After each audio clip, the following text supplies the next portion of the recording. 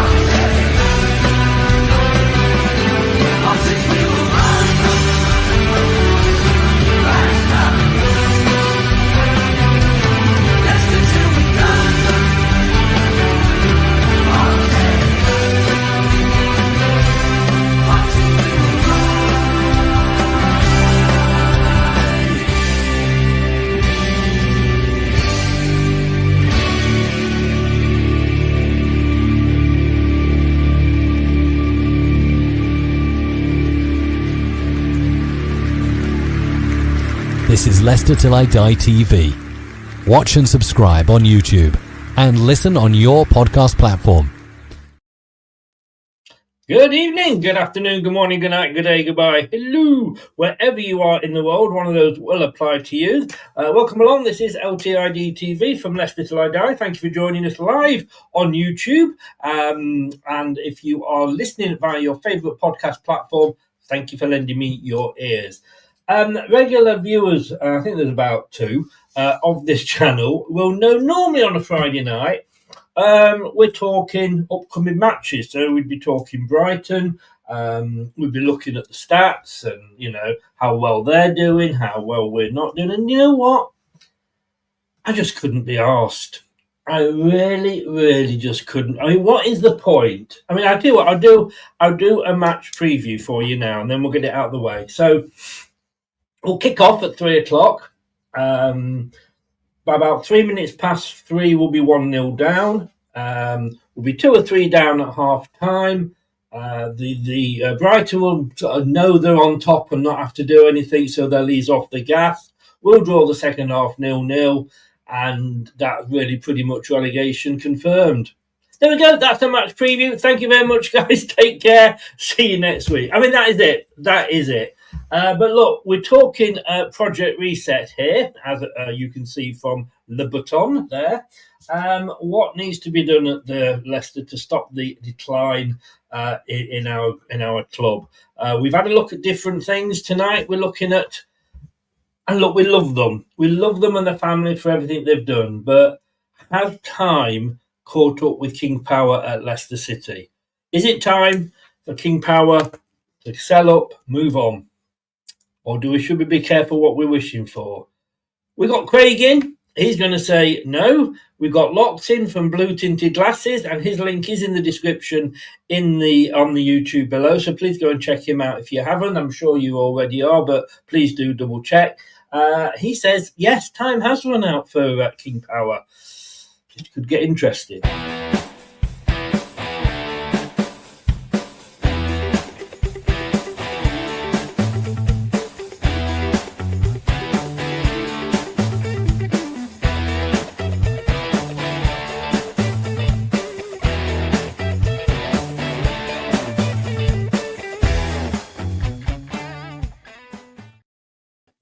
Gentlemen, good evening. Hello. Good evening. How you doing? I'm all right.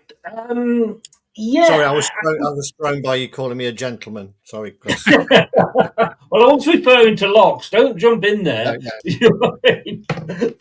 Welcome along, guys. Thank you both for joining us. Craig, before we get into the meat of the discussion, we're only meeting Manny for a tag match, really, aren't we? Here?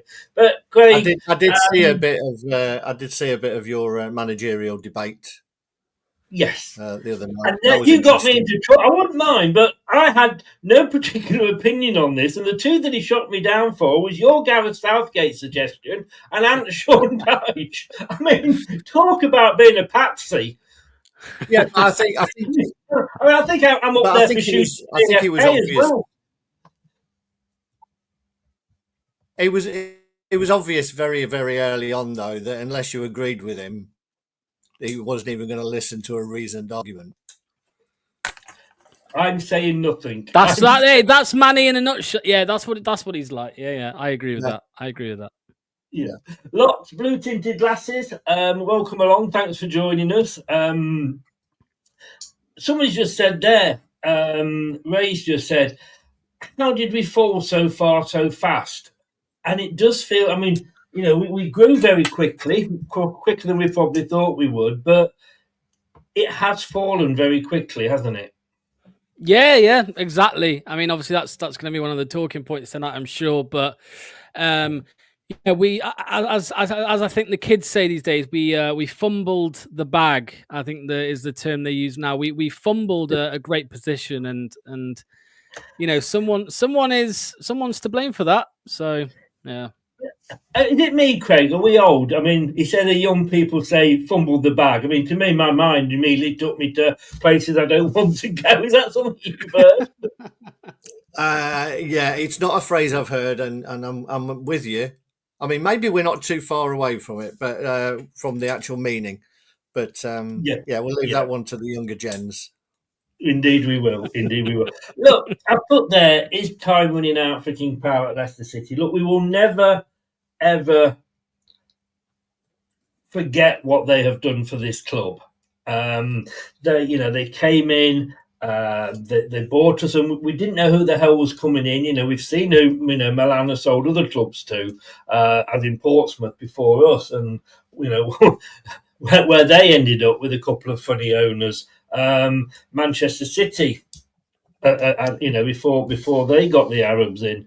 So we'll always be grateful. We've done amazing things under them, but there comes some point where no matter how well a company or a club, whatever, is run, things change, and you need a change at the top level. And I'm just saying, is that time now? And we will never forget them. And I don't want to hound them out, but I'm just thinking, do we need fresh ideas?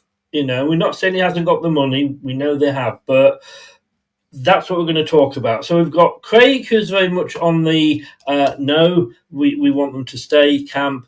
Locks, who is sort of, please go camp, let's just say. Congratulations, I didn't realize you'd hit 20,000 Locks. Well done, mate. Yeah, cheers, mate. Thank you. Yeah, cheers to everyone.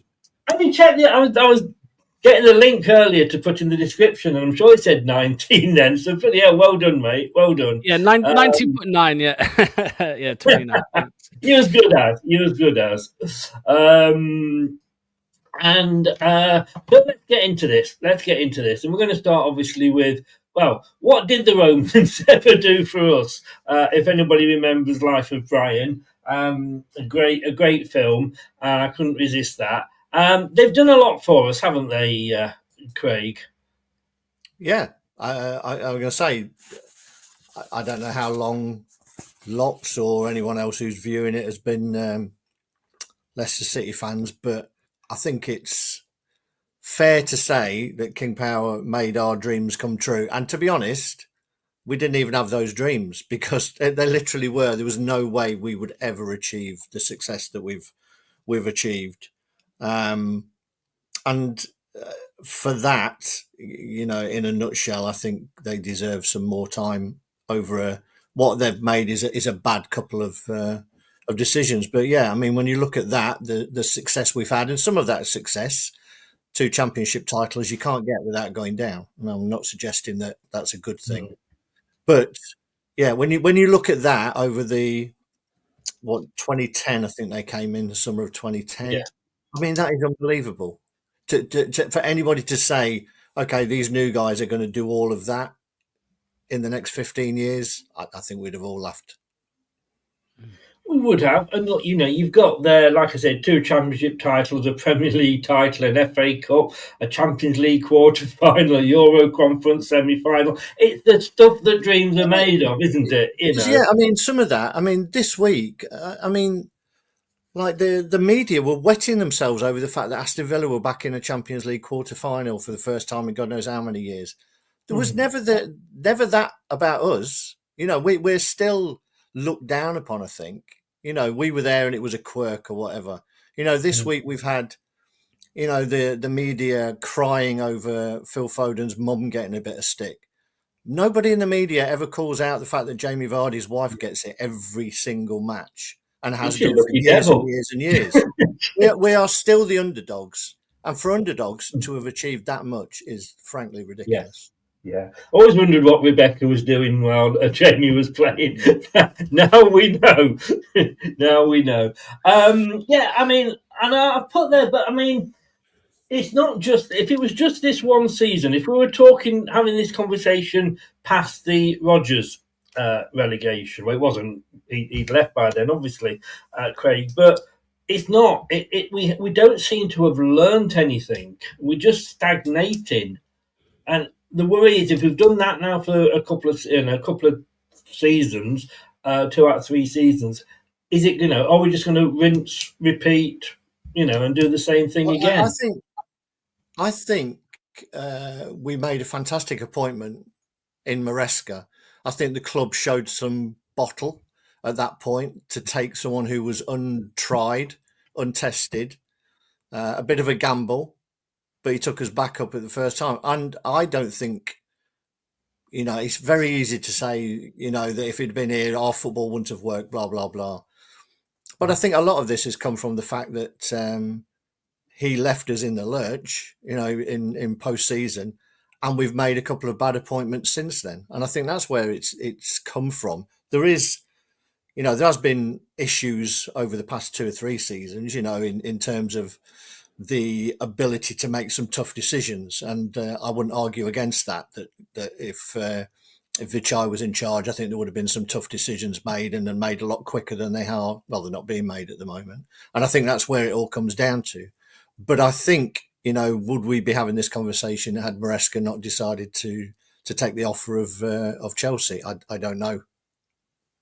Greg, just before we get on Locks, and I want to get you in now, on your side, would we be any better off if Maresca had stayed? With the team that we'd got, and we probably wouldn't have brought anybody else in, do we think that style of football that Maresca plays, and he can get away with it a little bit at Chelsea because of the standard of players that he's got, would we be any better off than we are now, really? I certainly think we wouldn't be 15 points or whatever it is adrift. I'm not saying that we wouldn't have been relegated. In fact, I said on our show the other night, I think we still would have been relegated under Enzo Maresca, because I think the gap was too big from our squad, especially losing Dewsbury Hall. I do think the recruitment would have been a lot better under Enzo Maresca. I think the type of player, the profile of player would have been much better. We wouldn't have spent 25 million on Oliver Skipp. I'm almost certain of that. And so yes, where we are now is such a low bar. Yes, I do think that we would be better off with Enzo. And just quick, Craig said, the board showed bottle for appointing Enzo Maresca. Well, where did the bottle go? He left, but then they went to Steve Cooper, which was a completely different direction to what they'd gone the year before. So I think they lost the bottle there. They could have continued with a similar brand of football by bringing in a coach who has a similar philosophy, if you like. Of course, it's not going to, we're not going to get any big names, but I think it's naive to think Steve Cooper, because I'm not Craig, but a lot of people have been saying Steve Cooper is the only one that wanted the job. I think it's very naive to think that only Steve Cooper wanted a Premier League job, no matter what was hanging over as point seduction wise. I think there would have been more names out there that we could have gone for, and we didn't. And I think the inconsistency with approach, with direction from the board at that point is what has, basically doomed us, why we are as bad as we are right now. I thoroughly agree. I know that's not what you want, Chris. But no, I do. I do agree with that. And, I've said on Chris's shows on numerous occasions that I think that the club, the football team, the football we play should have an identity, and the manager should fit into that identity, not the other way round. And we should have gone down that route. I don't know whether they thought Maresca was here for the long run, so they took their eye off the ball in terms of having somebody lined up afterwards, which you should always do. You should always have an idea of who you want next, because as you're creating this style of football that goes all the way through all the age groups, so these players can come into the first team and fit in. That the appointment of Steve Cooper just seemed bizarre to me, but I don't know if they took their eye off the ball and they didn't have the time to fully look at all candidates. I don't know. I'm probably being kind there, but I think Maresca really did one over on them, to be honest. Yeah, I mean, we'll come on to sort of. I mean, I will come back to that point because I want to discuss the Cooper and the Ruud van Nistelrooy appointments. But I put their locks. Do all good things come to an end? Now, look, much as we've just sort of seen everything good that King Power has overseen, these are just some of the things that came up when I searched on Google earlier, and obviously some of them I knew. Corruption accusations and financial mismanagement in Thailand over their duty-free operations. We've got a decline in performance and fan experience. It was highlighted by some papers. Failing to replace the top recruitment setup that we had when Nigel Pearson was in charge. Misguided loyalty. We stuck with certain managers, as we know, well, Ruud van Nistelrooy and Brendan Rodgers too long, getting rid of others too quickly. We got rid of Sven when we were sat in, was it 13th, I said the other night, and 100 million, we were discussing this just before we came live, 100 million plus player sales losses on letting players just walk out of the club on freeze. Underperformance of Seagrave, it's fantastic. Where have we really benefited? The only thing I seem to have gone up in is player injuries. They don't communicate well with the fans. What links have we got with OH Leuven? Their top players just recently gone to the German Bundesliga. Why the hell weren't we, in there? The financial losses, everybody says, well, look, they've paid all these losses off, etc. But they were the ones that got us with these losses, you know what I mean? By doing the above things, PSR and obviously 2 relegations. Yeah, look, you had the achievements on a few minutes ago, and 100%, they deserve every bit of credit for that because, as Craig rightly said, with any other owner, they probably would never have happened, those achievements at Leicester City. But if you're going to credit them with that, you have to also have to criticize them for now what's on screen. And, I know we all say there's not enough loyalty in football. I actually think from my experience now of the last few years of watching Leicester and seeing what's happened, I actually think that loyalty has been a big issue for us, actually trying to be too loyal. I mean, you think back to when Vishai was still here, that season after we won the Premier League, he was ruthless. He could see that, that we looked like we could be going down, and he had to do something that was considered ruthless by everybody in the football world, even us Leicester fans, and we got a lot of stick for it as a club. Sacking Ranieri, he was a part of that unbelievable story, but Vishai was ruthless and said, no, we've got to do it now, and we managed to stay up. And obviously, Vishai passed away, and we'd all love it if he was still here with us, but he's not, and I don't think Top has that ruthlessness. I mean, we saw it with Brendan Rodgers. He stayed at the club far too long, and I think there wasn't enough ambition showed back then because we finished 5th place twice, and then we finished 8th. For me, I mean, if you were if you wanted to really become a team that was not a big 6 but a top 6 club, I think you'd be ruthless. And I don't want to just assume, but I think Vishai probably would have sacked Brendan Rodgers after that 8th place finish. I know it sounds crazy, Leicester City 8th place, but we were spending money to finish in the top 4. We were spending a lot of money on wages. We were spending a lot of money on transfer fees at the time. We wanted to break into that. We bottled it twice, especially the way we bottled it as well, being in the top 4 for so long and then both times, basically falling out the same way. I think someone like Vishai would have been ruthless enough to sack Brendan Rodgers, and Top wasn't. And he left it far too long with that one. What I would say, about learning from mistakes is he was very trigger happy with Cooper, and a lot of fans like myself praised him for that, saying, it's looking bad now, of course, but a lot of fans were happy that he did pull the trigger on Cooper. So he did seem to learn from his mistake there. But then again, the replacement. I mean, that was a disaster as well. So yeah, I just think that ruthlessness is a big part of it for me. I think Vishai built this football club. He was obviously the head of it and the head of King Power, and of course Top was there along the way.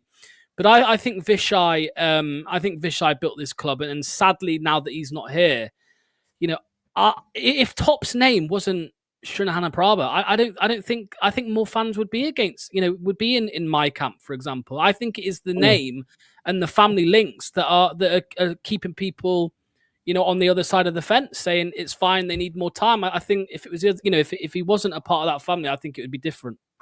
Well, Craig, I mean, I just feel then Terry said, as Matt Piper said, it is the Top to decide, does he really want this, or is he just doing it for his father? Which is sort of along the point of what Locks has just made, and it's a very good point. If it wasn't Vichai's son, if a new owner had come in and we were in this position, we would be screaming blue murder for them to be got out of the club. Probably right. I mean, what would be interesting is to understand the structure at King Power, because I mean, it was like I think almost it's easier to work out is their life on other planets than the structure of King Power. Why was it Top? Let's say, why was it Top? Because he was the one who encouraged his father to buy the football club in the first place, because he was interested in football. Is there anyone else? I would imagine that you don't get a multi-billion pound company over so many years of success to be down to one person. So I would be interested to know if there's anybody in that organisation who is interested in Leicester City being part of the King Power family, and if so, fancies taking over and having a crack themselves, to be honest, rather than King Power selling up to an unknown. We don't know if there's anybody who's interested in buying us. I'm sure there would be, but who that may be, it's a flip of a coin just as much as it is, changing manager these days. And we're saying basically that we've had a couple of bad years and we're turning ownership into management. If you have a couple of bad years as a manager, you should go. We're now saying you have a couple of bad years as an owner, you should go as well, because that's basically what we're saying. But I would be I don't like the thought of King Power backing out, because regardless of what's happened, they have supported us. They have ploughed so much money in. I think we're 11th or something like that in terms of the overall spend of owners in the Premier League since they took over. But it's that desire, as you say, whether Top still wants it, or whether King Power as a entity see any validity in having a football club as part of their business. I mean, good point there. But Locks, I mean, I'm just looking here on the senior management. Somebody, I mean, like when Vichai passed and there was the mourning afterwards, and as in everybody being sad, and we had the match against Burnley, was it, where they played the video and everything. The cameras were hardly on him, but his brother, and I'm going to batter his name here, Kuhn Apichet, is it? I don't know how that's pronounced. He's vice chairman now, and yet he might as well have not been there, because it's all, Kuhn Top. If he's had to take over this huge empire, even if it's him that wanted to buy the club, etc., and get into football, surely he should then say, well, look, I'm going to have to run King Power as an entity. I appreciate you get in there as vice chairman and you sort out the day-to-day running. Yeah, I mean, that's an option. I think there is, I think some people speculate that probably Top's focus, has been taken away, and I don't blame him for that. He's looking after the a multi-billion-pound company and all of this, a family business. So I understand that 100%, but I think it's the seemingly like just refusal to bring in help. How did relegation not trigger any change? How do you get relegated with how do you become the most expensive squad to ever get relegated? A team that budgeted for top 8 got relegated, PSR looming over your head, and you don't make any change whatsoever with regards to the people off the pitch that at the top. Look, mate, I mean, I know this is a King Power in or out debate, but come the summer, if top then pulls his finger out and starts making changes, to the people below, between the squad and his level, I'll sit here and say, you know what, fair play to him. I'm happy for him to stay, for King Power to be here, if changes are made, but I don't have any faith that that's going to happen. We had a devastating relegation that should never have happened. No changes were made. We're getting relegated again. Chaos off the pitch with the playing squad, with the staff, with financial stuff, with the points deductions, the PSR, potential points deductions, should I say, legal battles with the EFL and the Premier League. It's a farce. It's chaotic, and I don't, and many other people don't have any faith that it's going to be changed, that anything's going to change. It feels like we're just going to hit the summer. They'll make a managerial appointment. They'll sign a few players. Hope people really forget about it until we start losing again, and then it will come up again. That's how it feels to me, mate. Which is why I'm so frustrated. It's a good point again, but Craig, I mean, it's almost like we would have been probably better off long term if we hadn't come straight back up. Potentially, I think it's difficult. I think we all agree that the club and its management structure have not done a great job in the past few years. I think that's a given. So we don't need to argue and labour that point. This is a King Power thing, but I think we all wanted our club to chase the dream, and that's what they tried to do, and they didn't do it particularly well. You could argue that, we won it, then we dropped down a bit, and then we got back to those 5, 2 top 5 finishes, should have been top 4s. And the wealth that came with that as well would have seen us on a much better financial keel. But we chased the dream by probably overspending on players, giving them longer contracts to encourage them to come to, let's face it, still a middling football club in the Midlands, not a hotbed of anything. So sometimes you have to pay over the odds to get some players here. All the fans wanted us to try and do that. And then because it didn't work out, and PSR has come into play now, which has really buggered us up. Let's face it. There's a lot of factors in place that we would have all supported at the time that we were doing it. It's just the fact that it's fallen down on the wrong side of the coin that we're now saying that they should just move on and leave it to someone else. So I think this was a longer term project, and I believe they deserve a little more time to try and turn this round. And as you said, Lux, make some tough decisions. But Lux, are they ever going to make those tough decisions? And look, as Ray said here, the timing of COVID was a disaster for us financially with the business we were in. But there was other clubs, 92 in the top 4 divisions, that had the same problems as us.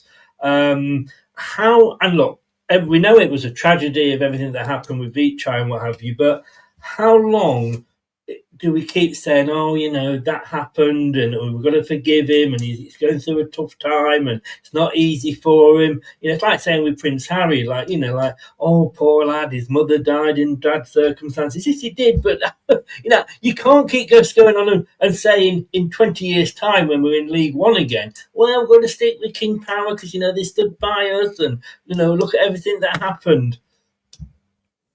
Well, if I'm not mistaken, Susan Whelan, on behalf of Leicester City Football Club, actually voted in favour of the PSR rules like 10 years ago. I think that's something important to remember. You know, a large defense of the club. When people defend the club and the board, they say, well, you know, yes, obviously Top's got the money, which we know, but it's PSR that's stopping us. Well, the reason PSR is stopping us is because of how we've spent previously. And, you know, we're the only Premier League team in history to have a wage expenditure higher than the revenue. What was it, like 110% or something like that the year we went down? I think there was poor foresight, to be honest with you. I just think in general the finances at the club, they were mismanaged. Yes, I agree with what Craig's saying about bringing players in. So for example, Patson Daka and Buba Samari, these are the two that come to my mind because they were two extremely highly rated talents within Europe. Clubs all over Europe wanted them. Same with Fofana. Obviously, Fofana worked out. The other two haven't worked out. And in fact, actually, I heard a story the other day from somebody who's in. He was an old data analyst for one of the big clubs. I think it was Arsenal, and they said that no one really understands why Samari hasn't worked out because all of the data models, you know, suggested that he was going to be the next best player on the block, and it's not happened. And that you can say, I suppose, is unlucky. That's unlucky. You've signed two really promising players for quite a lot of money, and they've turned out to be flops. And that is not on the board. But you know, I'll tell you what is on the board. Samari was on £8,000 a week at Lille, and we gave him 80.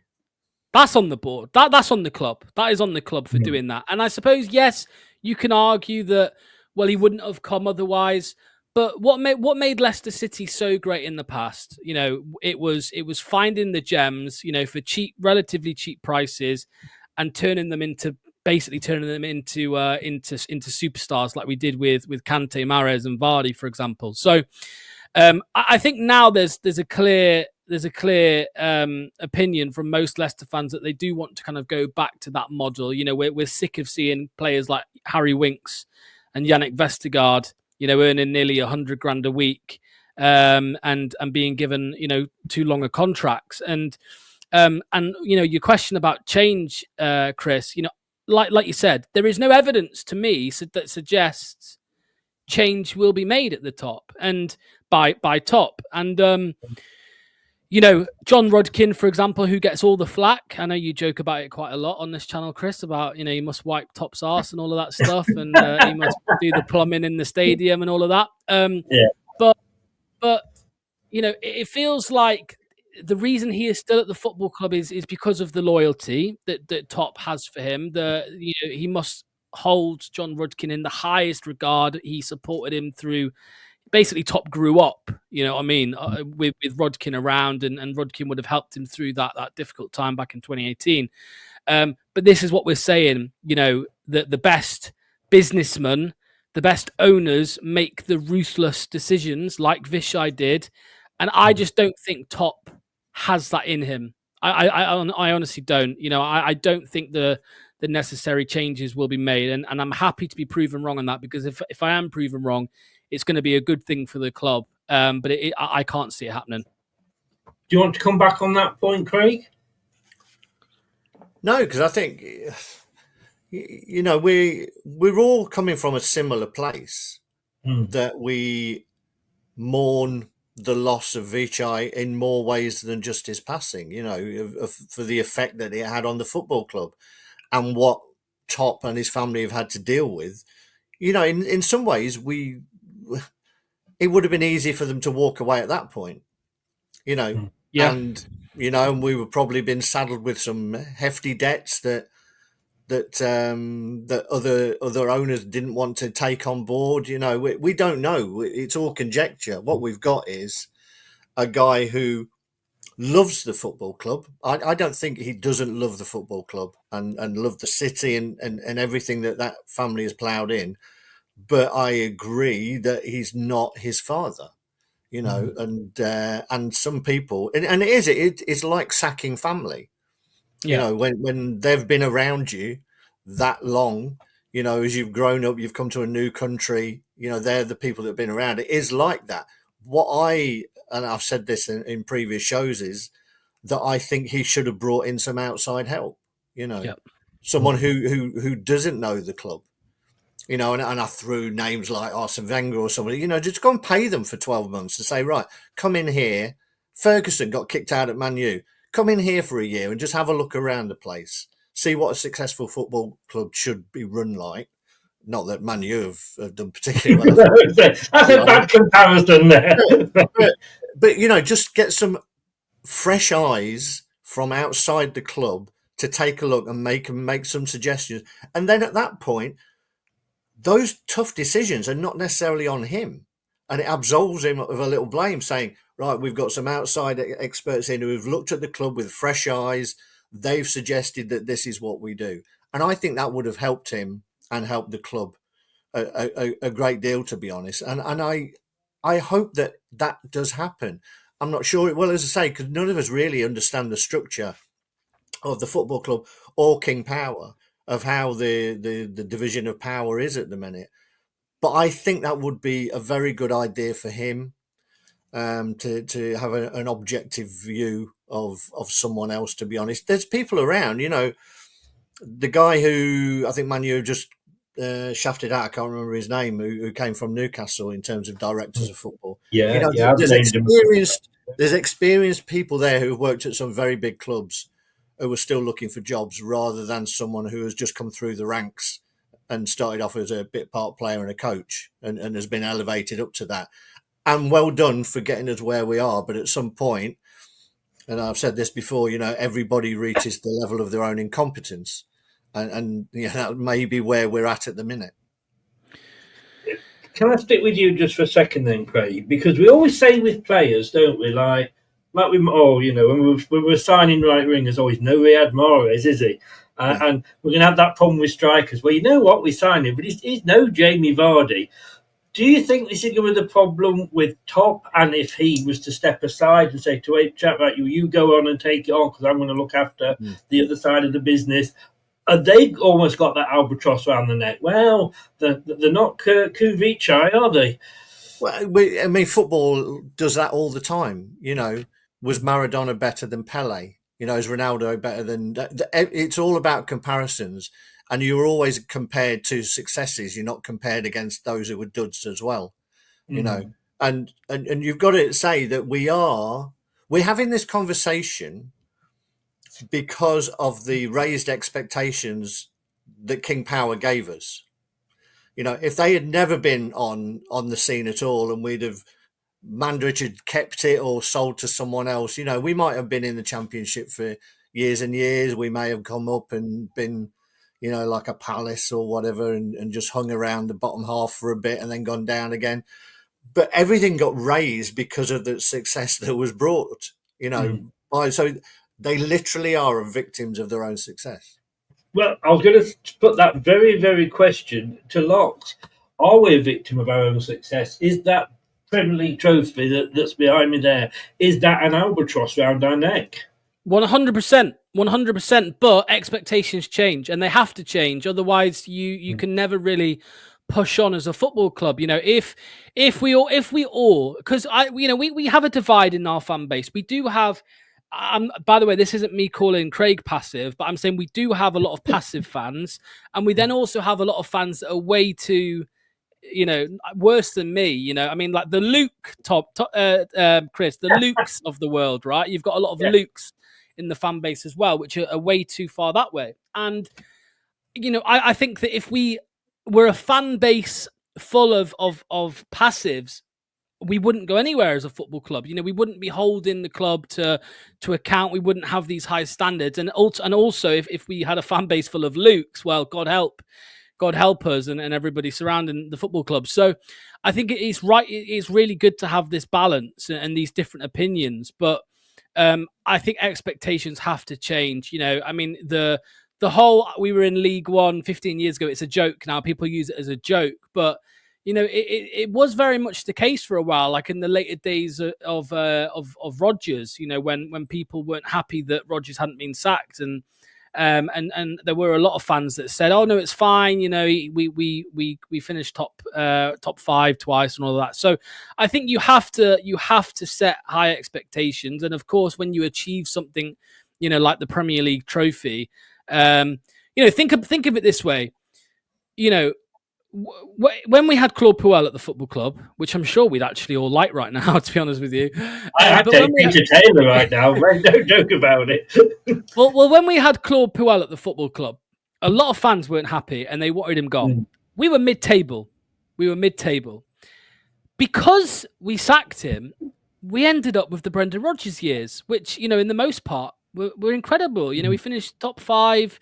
We built an incredible squad. We won the FA Cup. That would never have happened if we hadn't have basically kicked off and forced Claude Puel at the football club. It wouldn't have happened. So, you know, this is why I think that it's and also, you know, on the flip side, there are also drawbacks to it. Steve Cooper, you know, we forced Steve Cooper out of the club, and we ended up with Ruud van Nistelrooy. So it can go the other way. But I think it is important, which is why I say it's so important to kind of have this balance. I think one of my biggest criticisms now of the club is it almost seems like a bit of a refusal to modernize as well. You know, we seem to be in the past compared to some of the teams that leapfrogged us. You know, look at Brighton. You know, of course they are a 1 in a million, I'm sure, with all their profits and all, and the players that they found and all of that. But they have leapfrogged us, and other clubs have too. Aston Villa, although, you know, you could argue, I think a lot of people would argue that they are a bigger club than us anyway, but still, they're standing in England. You know, 10 years ago we were way above them, and now look at us. And I mean, you think of Blockbusters, right? the business Blockbuster. You know, they failed to modernize. They failed to adapt. I remember seeing they could have bought Netflix for like $50 million. I was going to say they could have bought Netflix when it was Love Film, and it's like I was watching the other night. Yahoo could have bought Google for $1 million. Exactly, and they didn't, and I think they laughed at Netflix and said, "Oh, you know, the population aren't ready for that." And when they realised that they'd fucked up, it was too late to do anything about it. So, you know, that is a concern for me. And now, you know, back-to-back relegation. Well, yeah, back-to-back Premier League relegations. I have no idea what's going to happen. I don't think any of us have any idea what's going to come next, because.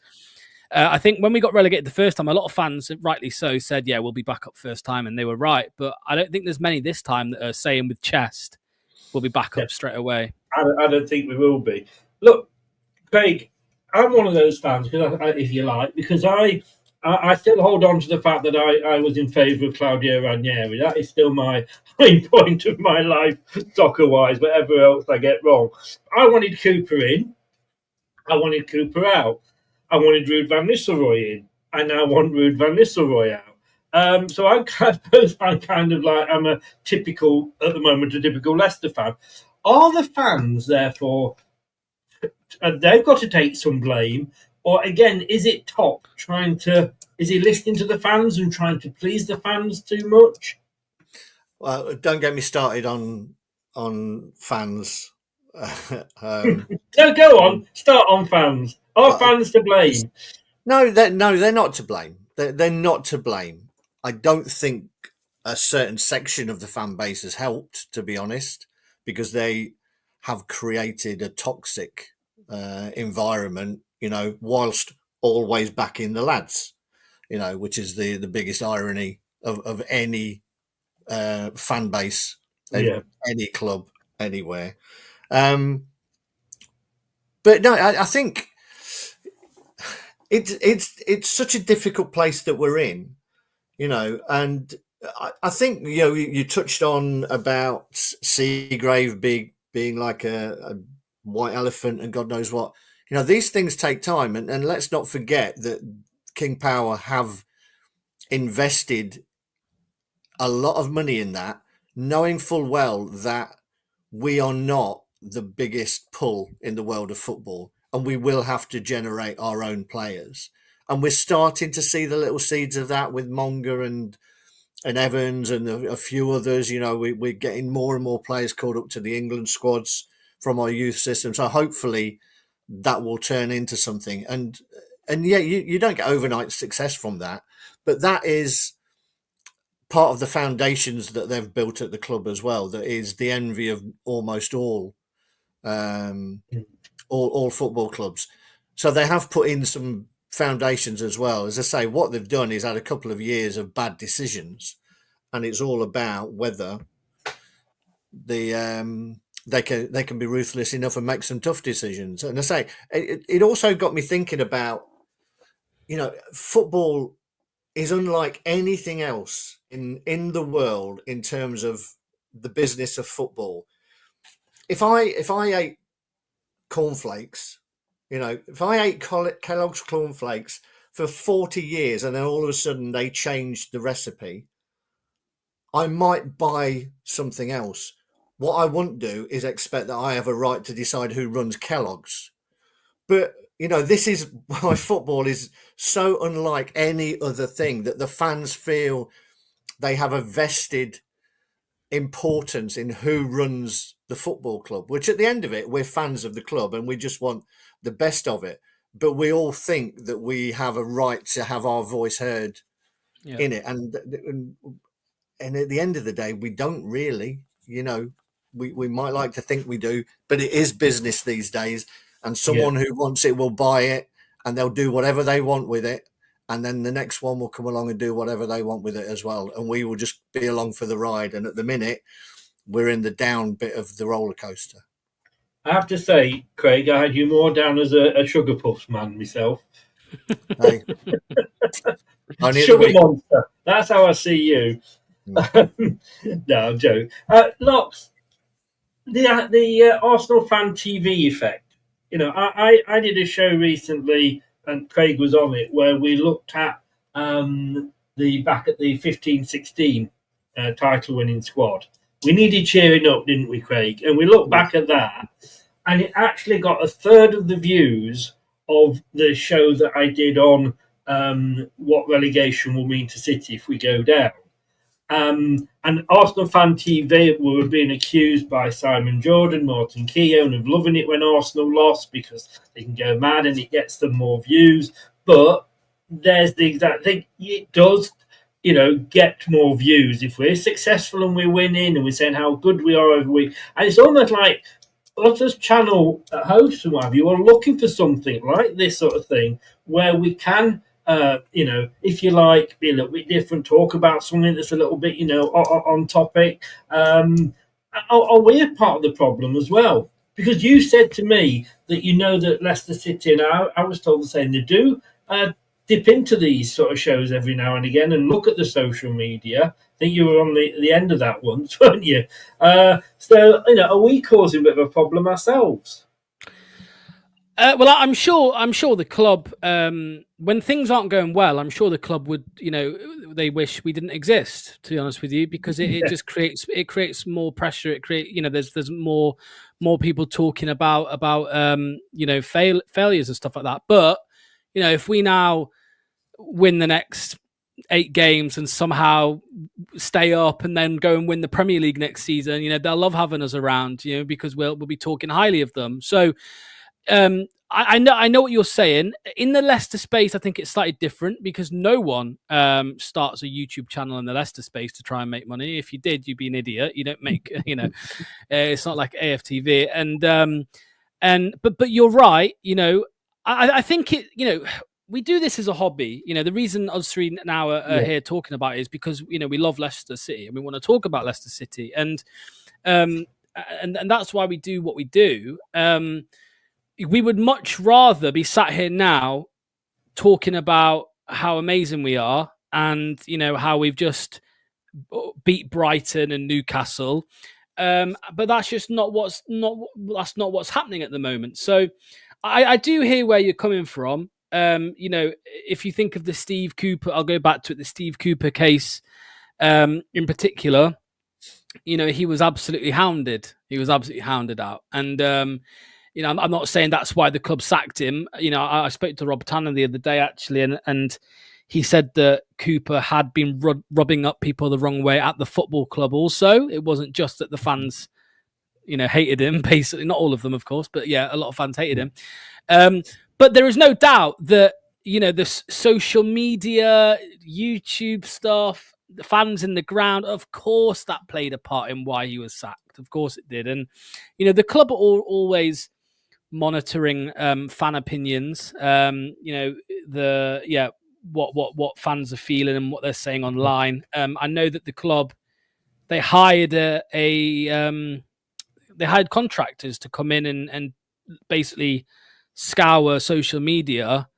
This was 2 years. This was under Rodgers. It was in a piece, I think, maybe from Percy or Tanner. They'd hired people to come in and scour social media and kind of gauge fan opinions and things like that. And yeah, the case you're talking about, I mean, I'm not afraid to say it. I don't know how they got my number, but the club called me back in November, just at the end of November after Cooper was sacked. It was after the Brentford game. And yeah, they spoke to me, and first of all, they wanted to know how I got my leaked team news. So they wanted to try and plug that leak. But then they also did mention, about how they were aware of how many of the negative opinions of the football club. They didn't specify which ones or who they were for, but yeah, they did. The guy did mention that. I think his name was Jordan, one of the heads of marketing or something like that. So yeah, they're fully aware of it. And like I said, when things aren't going well, they'd love it if we shut up. But we don't, and that's not for money. It's because we love the club, and as Craig said a second ago, we all want what's best. But we just all have different ideas. We all have a different thing in mind that will get us to where we want to be. For some people, they want Top out. For some people wanted Cooper out. Others maybe thought, well, the replacement probably won't be any good, and they were right. And Craig is probably, I'm rightly so, probably thinking, well, if we got rid of Top, the next one will be no good, right? So. These are valid arguments, and like I said, I think it is just all born out of the fact that we all love Leicester and we all want what's best. Yeah. No Leicester fan wants Leicester to fail. Just for some views. That's not what we're doing here. You saw it here first, folks. Locks does have a soft heart in there, despite that hard exterior in there somewhere. Can I also say, Chris, that if they are listening to watching the channels and listening to social media, I'm taking no blame for the appointment of Southgate. I just want to put that out there. Look, I'm not forgiving you for that, mate. You've got a lot of making up to do. It was a sound argument. Anyway, moving on. The worrying thing was, as I said, when I was listening to you, I'm going, actually, that's a good point. And yeah, I see what you mean by that. Look, I think this is something that you mentioned lots on your show, but I want to put it to Craig. Is that we have a head of recruitment, Martin Glover. Now, whether he gets involved with management recruitment or not, I don't know. I don't know if anybody knows. But it was Steve Cooper, apparently, was appointed by Rudkin. It was Rudkin's choice. Ruud van Nistelrooy was Top's choice. So you've got the two most, if you like, powerful people at the club when it comes to signing and sacking and what have you. First of all, Rudkin comes in and says, Top, I'm not listening to you. This is the guy, we're going to appoint him.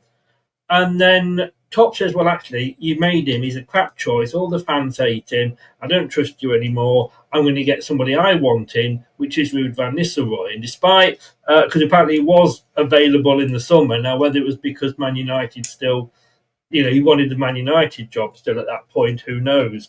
If those two can't agree, why, we're in the deep doo-doos, aren't we? But you can look at it another way, Locks' channel. If I looked at it another way, it wouldn't work for my argument. Well, this is true. Locks' channel is blue tinted glasses, and I think sometimes I can be accused of that.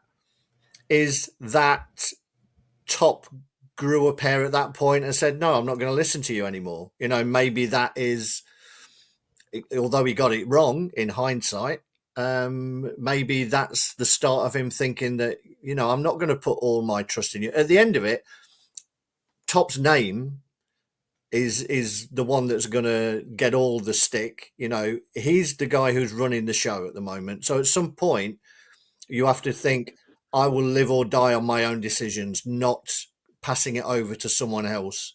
You had your shot. That's what you went with. Now I'm going to call it. And it's turned out to be worse. But if that is the case, I would like to see that through my blue tinted glasses as a bit of a positive, that he's going to start making some tougher decisions.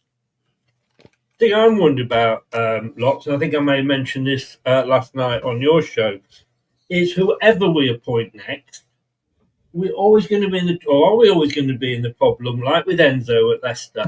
They do well at Leicester, we're always going to struggle keeping hold of them. I mean, if Enzo had stayed now, or was at Leicester now, and the Chelsea job had just become available, would they be looking at Enzo?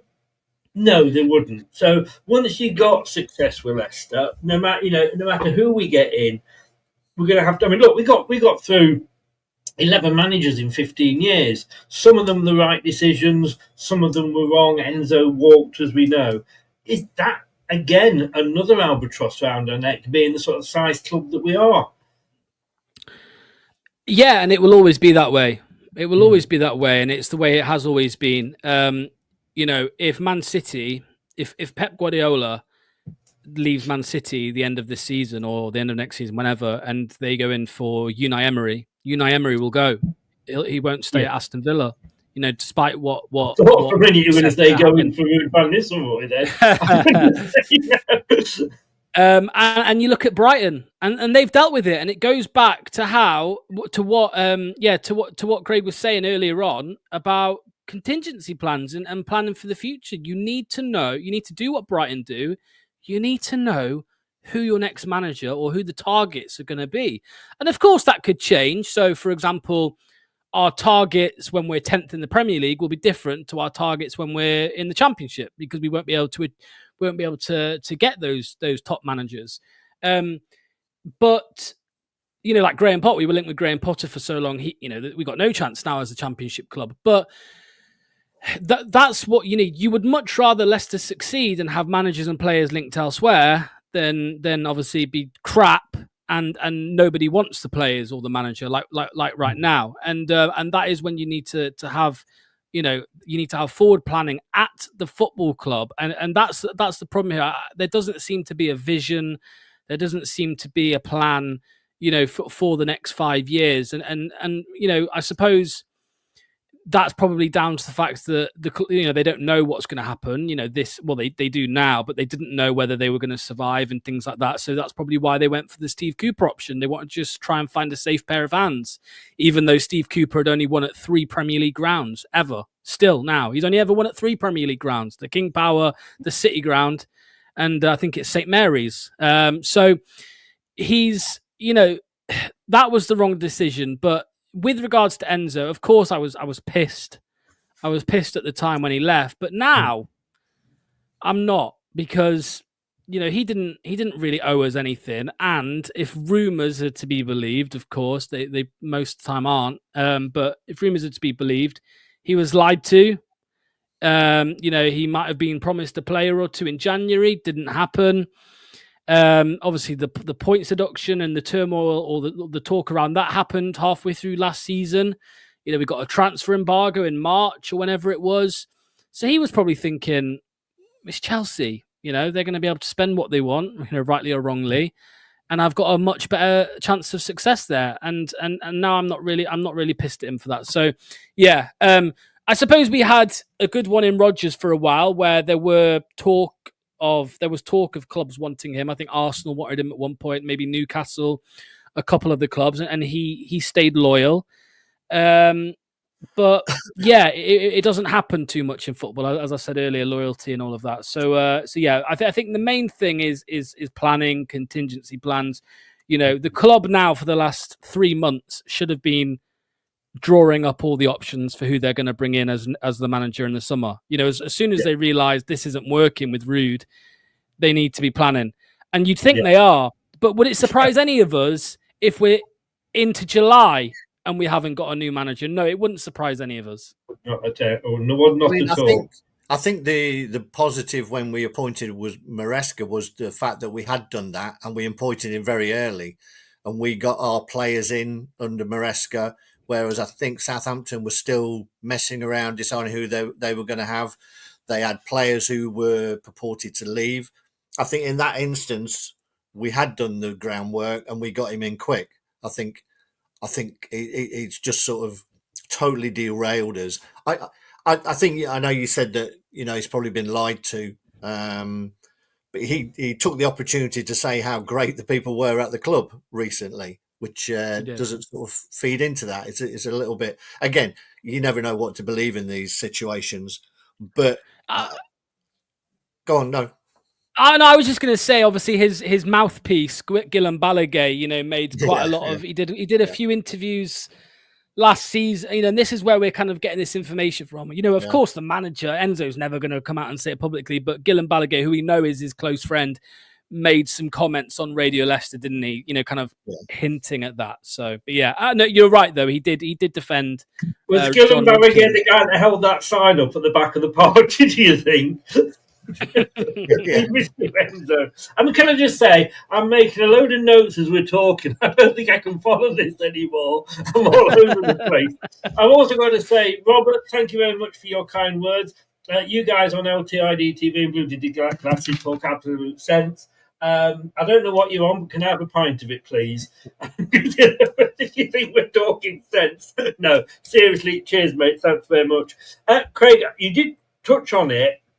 And so did Locks down. My next question was going to be lies to the manager, because Rude's now coming out and saying, I want to see if my plans and the club plans are aligned. I mean, he shouldn't be saying that. He should know if they are. That should be sorted out when we interviewed him and when we offered him the position. So again, one signing in the summer, we all said, it'll all change because Rude will be able to get his own players in. No, he got lumbered, by the look of it, with a player that maybe he didn't want because he hardly ever picks him for his position. So lies and planning, is that something else that's a nail in King Power's coffin? Potentially, but I think, again, I think what we all realise is running a football club is bloody hard, and you're damned if you don't back a manager and you're damned if you do, because we brought Cooper in and then he said, these are the players I want. Now, I'm not sure any of us, would have agreed with bringing Indy Cordova-Reid or IU or Skip for 20 million or all of this. But then you've just appointed a manager, and do you then go against him and say, I think that's a bad idea, mate. We've got some ideas of our own. And at that point, the head of recruitment needs to be held culpable as well. If he's making an agreement. And we've heard in the past that when it was working well, the head of recruitment, Steve Walsh or whoever's followed him, was going out, identifying players, and then the manager would say, right, this is my hit list. This is my number one. If you can't get him, get number two, not number three. I really, really hope that the hit list that we gave Cooper wasn't of these players, and those player choices were Cooper's. So I think we that conversation about making sure we're aligned is probably about, if I stick around, how much money am I going to have to spend? Are you going to allow me to sell players that I don't want for probably half the money that they cost? It's these kind of conversations, because that's where he needs to be aligned with them. If he says, right, I don't want Oliver Skip, but you're only going to get 10 million for him now, are you going to sanction that sale? The same with IU. Are we going to pay up his contract? D Cordova-Reid, all of these, they're the conversation, not necessarily about, have I got a bit of money to spend? There's a lot more to it, and it does involve taking some big hits on players if he doesn't want them. No, you're quite right. Just to kind of start to wind it down a little bit, what was the difference, Locks, between when we went down to League One? I mean, I know sort of King Power was sniffing around then. We went down to League One, and it was turned round, and we came up and we were battling up at the other end for playoffs and what have you. And that was probably the start of our success. Is it just a sliding doors moment, or why did that work and then this the last relegation, possibly this one, not go into? Well, there's some things that are out of the club's control, like the gap in quality, between, because we all know back then when it was at 2009 and also now, the gap between League One and Championship isn't as big as the gap from Championship to Premier League. The gap from Championship to Premier League is the biggest gap financially and quality. So of course it was a little bit easier, back then, getting promoted from League One to get a steady footing in the Championship and then build. I think what the problem now, mate, is, we need a rebuild. That word is thrown around a lot in football. Arsenal fans who finished second, they want a rebuild, which is, what I mean?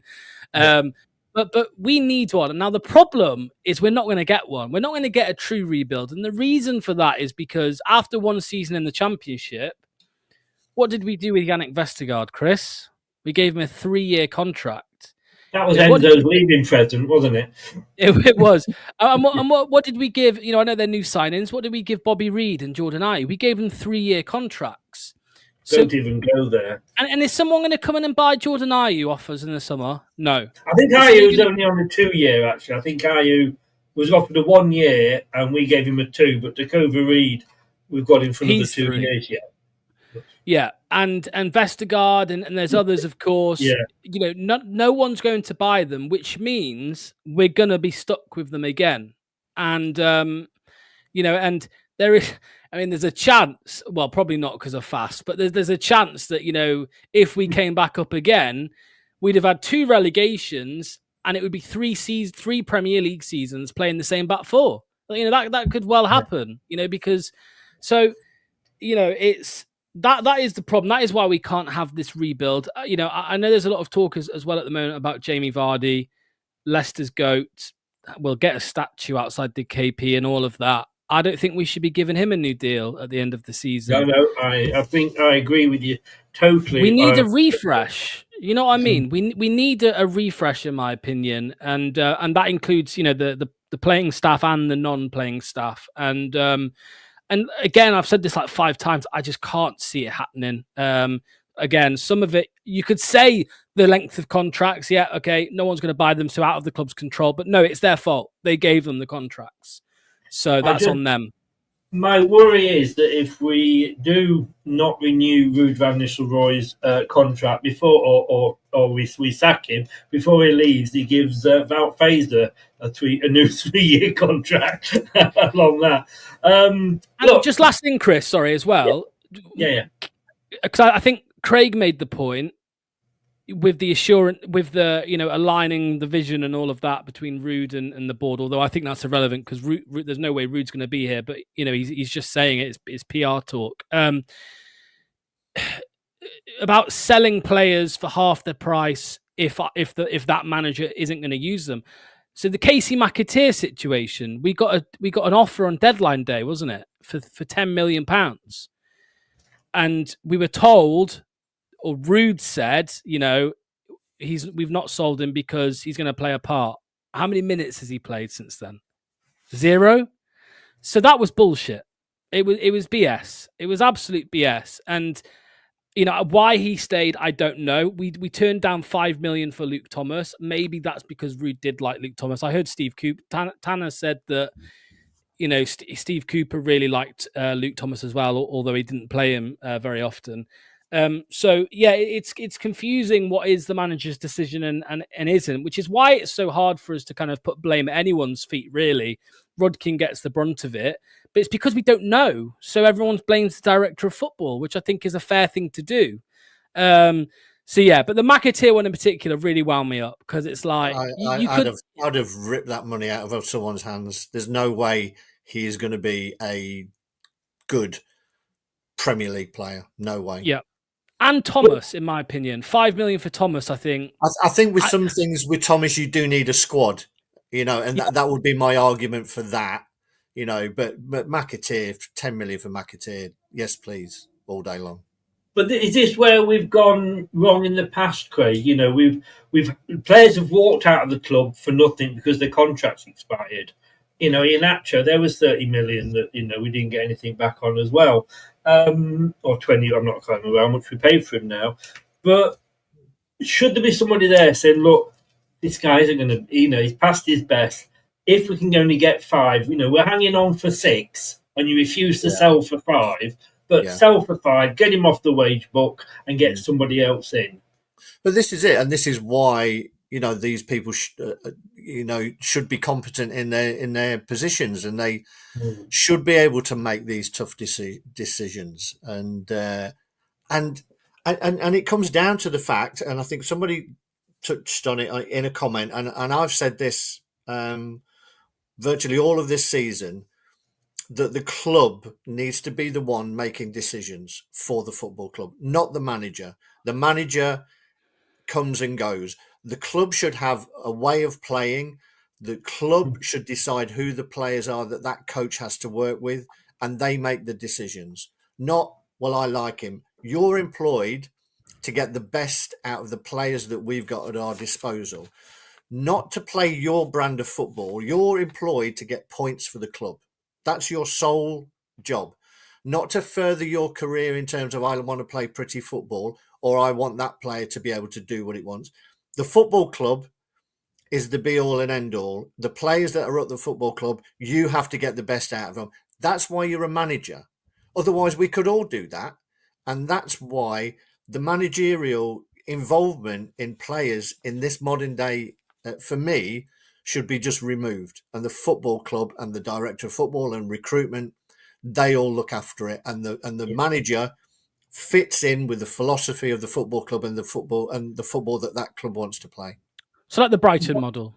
Yeah, basically. I mean, it's going to be interesting with Brighton, and people are saying Brighton and Bournemouth of whether they're able to sustain it as well, because I think what we had... You used to say that about us, didn't we? We were the model. We had one bad season and we went through the trapdoor. Everton have had multiple bad seasons and somehow have clung on. Sean Dyche. Yeah, that's how they've clung on. But if that happens to Brighton or Bournemouth and all of those, will they be in a similar position? Because Brighton are doing what we did and we've gone off track. We need to stop allowing the managers to make the decisions about the players. If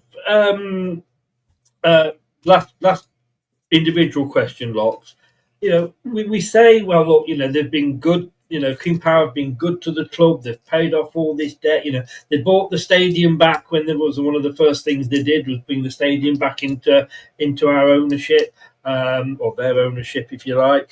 And every sort of year or so, Top seems to be putting more and more debt back into shares and what have you. But all this, we got this debt, and we got all these PSR problems under King Power. Yeah, you're right. The whole debt thing, I don't really like. I mean, I know there are some clubs and owners that just take money out of the club and don't put any in. Of course, that happens. So we've got to be grateful that we've not got one of them. But yeah, you're right with the whole debt thing. I mean, this is debt that's been accrued since they've been at the football club. And I don't know. I suppose it comes back down to what Craig said earlier on. Is that I do also believe Top loves the club. There are some fans that say that he doesn't. I believe he does. But I don't think that means he should get a free pass. And ultimately as well, I don't think the fact that his dad was Vishai should give him a free pass as well. I think it's the same as managers as well, that credit in the bank. I think Top's credit in the bank has gone.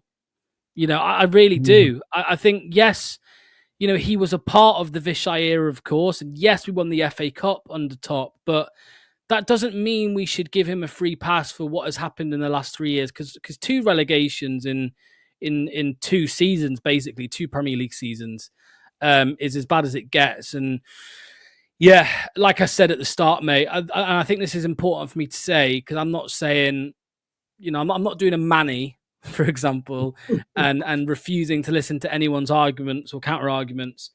What I'm saying is that I would much rather we have success under Top than have success under a different owner. I would much rather that. I just don't think we're going to have any success under the Top going forwards. I've just put up there, Craig, just to round off there, be careful what you wish for.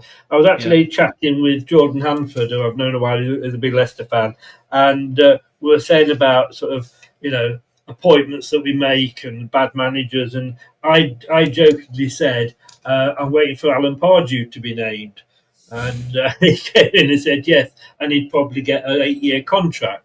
But look, we've got Rooney up there, we've got Steve Bruce, whether they would be any worse. Is that your managerial choice, Chris? Can we just clarify? I think get one in. I mean, he'd sort of Vardy out, wouldn't he? They'd be fighting over the pies. I mean, actually, after Southgate, I think they may get a few votes. But when you look at sort of some of the news clippings I put there, Coventry, look at what they've been through. They were having to ground share with Northampton for a while.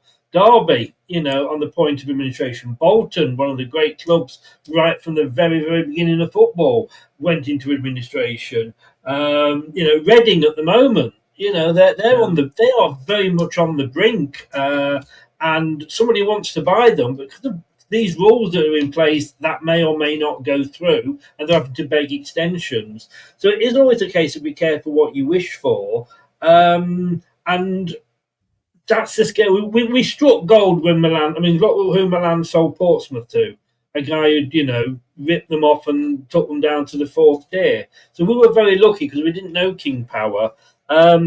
Is it a case sometimes, Craig, of better the devil you know? And then I'll put that same question to Locks. Well, I think it is in many cases. As I said, the same is here with managers. It's a lot easier to put right a bad manager than it is a bad owner. That's for sure.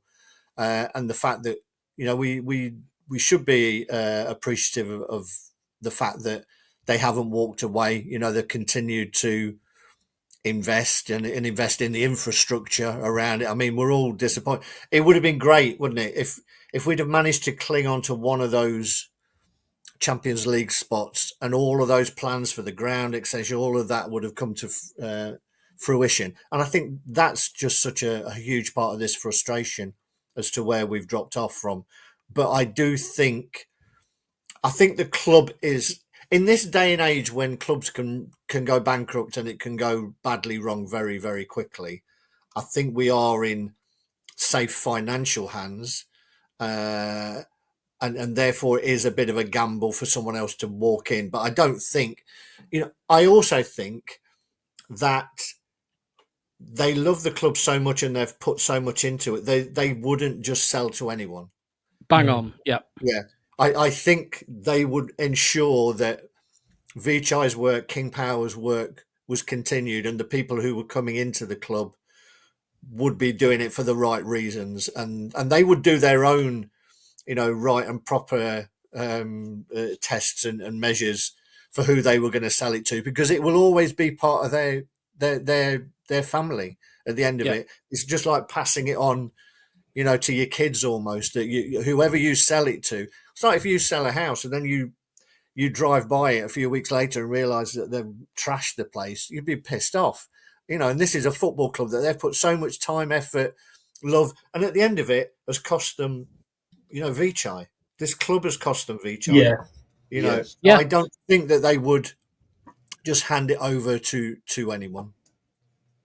Locksford, you're nodding there. I say, just be careful what you wish for. I mean, I'm almost thinking, like earlier on, Craig said, like they could have walked after the sad death of Vichai. They didn't. I can almost see that if they did at some point sell the club, that they'd actually sell it and write all the debt off. Yeah, I think Craig is right. That is the argument that people say a lot of the time, is that be careful what you wish for. We could end up with a Mike Ashley, whatever. There's worse ones out there that you'll know, but we wouldn't have PSR issues with Mike Ashley. That's true. I don't think they would sell it to somebody like that. What I do think is, I do think their time is coming to an end, regardless of whether I want that or not. I think it will happen in the next. If I said to you both, do you think King Power will be here in 10 years' time? Would you say yes? I don't think they will be. I think they'll be gone by then. And what Craig said is right. About Vishal. I mean, his statue's there. The place where he died is just there, and they wouldn't want to throw the club down the drain. I think they're probably hoping, to be honest with you, that they can make Leicester a stable Premier League club again, and then maybe they might part ways. And I suppose that is a sign that he does still care, because he could sell it. He could sell it now. An all-time low from there. Since they've been in charge.